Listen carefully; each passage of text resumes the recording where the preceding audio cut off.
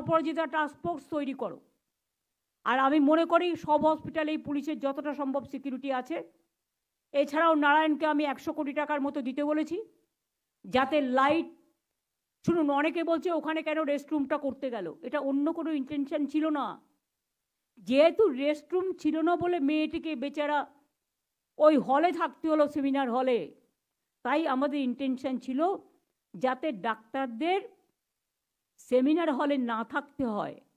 যখন ইনফরমেশনটা আমাদের কাছে এসছে তখন ওদের জন্য একটা রেস্টরুম কাম ওয়াশরুম বানিয়ে দেওয়া, এই কাজটা করতে দেওয়া হয়নি। এবং এটা নিয়ে নানা রকম এভিডেন্স লোপাটের কথা বলা হয়েছে। আর আমাদের এভিডেন্স লোপাট আমি করতে যাবো কেন? কাকে বাঁচানোর জন্য? কেউ আমাদের বন্ধু নয়, কেউ আমাদের শত্রু নয়। আইন আইনের পথে চলবে।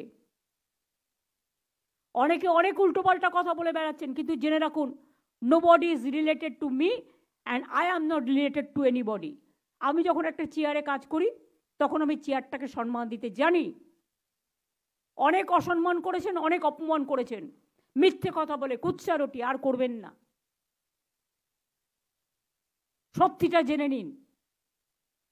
এবং যে ফাঁকা জায়গাগুলো আছে আমি কভার আপ করতে নারায়ণকে 10 দিন আগেই বলেছি। 10 দিন আগে ইনস্ট্রাকশন দিয়েছি লাইট লাগাতে।